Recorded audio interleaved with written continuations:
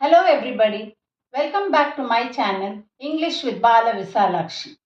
As I had told you earlier, we have completed parts of speech. Now based on all the parts of speech, I am going to give you various activities, games and creative exercises which could be held after you teach each structure or at home by parents so that we can test the understanding level of the child.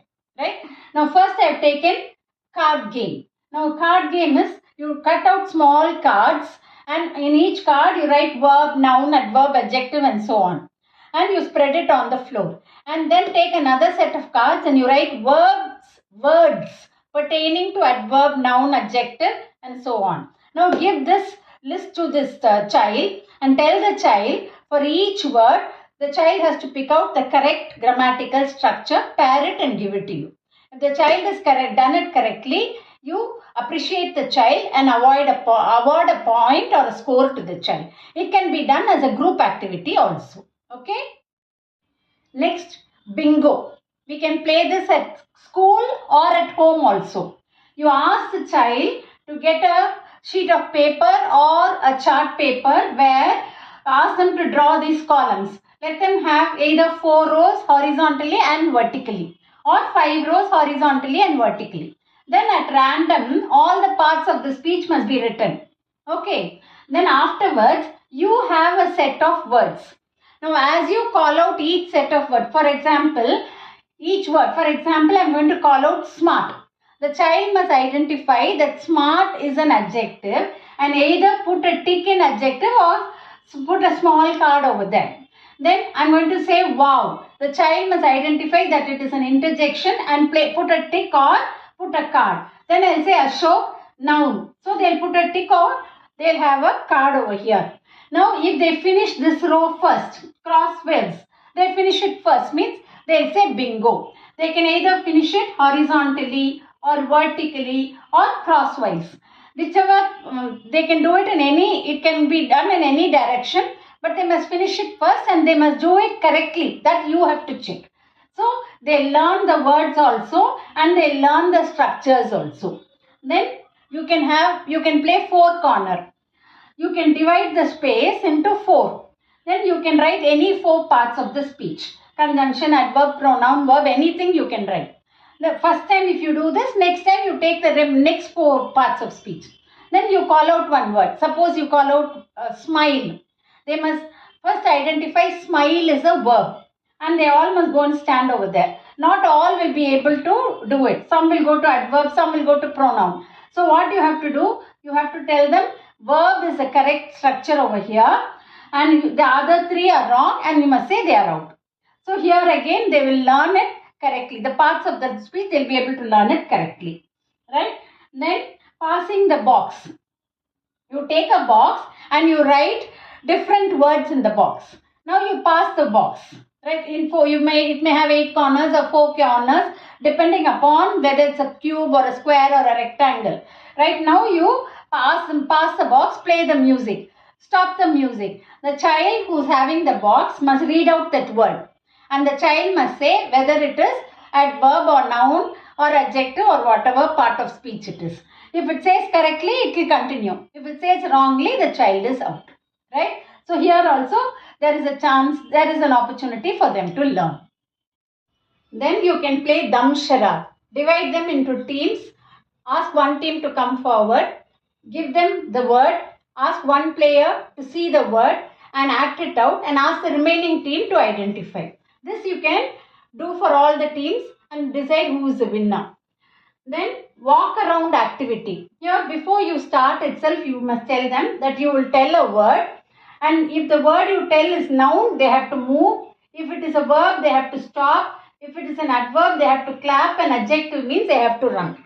So ask them to stand in a circle and now suppose you are going to say Asha. They must identify it as a noun and start moving. Then you say Ram, noun, so they will move. Suddenly you will say sit. Then that is a verb. They have to stop. So here presence of mind is very, very important and they'll be quick in action and they will learn the different parts of speech and words, vocabulary also.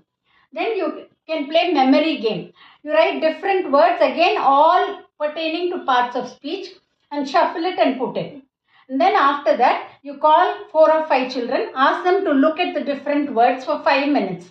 Tell them that they must keep it in the memory. After 5 minutes, let them go and sit in the places, take a paper and write the words they saw along with what part of speech it is. You keep a list so that you can verify whether it's right or not. Then again, you can conduct quiz. You can have different rounds and different types of questions can be asked. And you can also include art. Give a scenery or a picture of a railway station or an airport or a bazaar, anything. And then you tell them, noun you have to color it in red, verb in blue, adverb in green, adjective in yellow. And suppose now, if it's a railway station, you say identify the nouns and color it in red. Identify the verbs and color it in green, blue, whichever color you have told earlier. So this again, so all these games will help to develop different skills along with learning what is a part of speech. Worksheets can be given. Then you can try Mad Lib game also. Here a story will be given. You can take any common story can be taken. And when you write the story, give them a lot of blanks and give them instruction as to what has to be filled in the blank. Let each one write whatever they know. After they complete it, ask them to read it in class.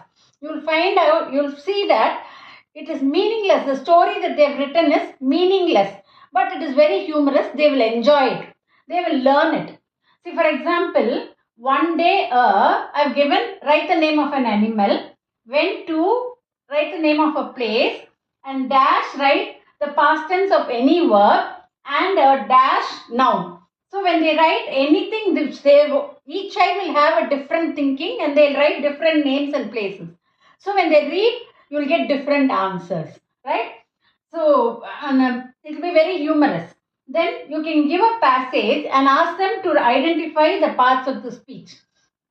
Each and every word should be considered. For example, the weather was warm, so we walked lazily along the shady path near a park.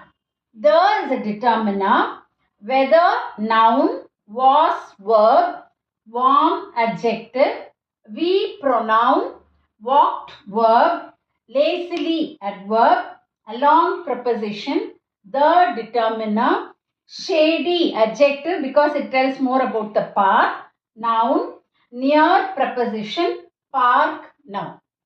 So like this you can give them small passages or small sentences and ask them to identify. Children love songs. And so what you can do is you can ask them to take the lyrics from any song they like. Let it be an English song, not any cine song.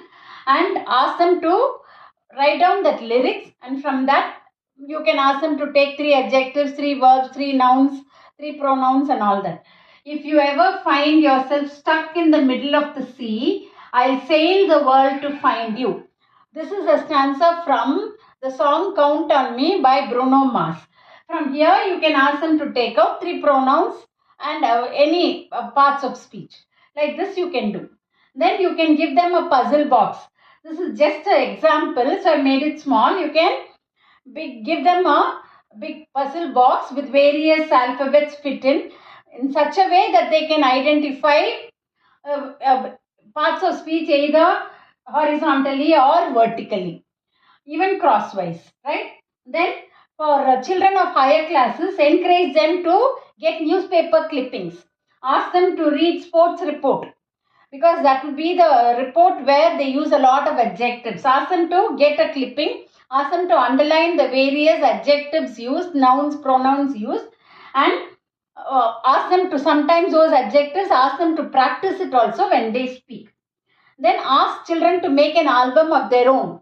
Lower class children, they'll do it. They'll stick pictures and they'll write noun, verb, adjective and all. Higher class children, this will be very helpful for them when they write sentences using various adjectives and adverbs, conjunctions. And so ask them to take out a particular adjective. Then ask them to frame a sentence with it. This will help them to develop their language skill, right? So I've given you a lot of activities and exercises which can be practiced by teachers at school and parents at home. This will be useful for any board because grammar is the same whether it is CBSE or matriculation or state board. So all teachers can use these methods while they teach. This will be very helpful for you. If you feel my videos are fruitful and helpful for you all, please subscribe, and I have many more in store for you. Thank you.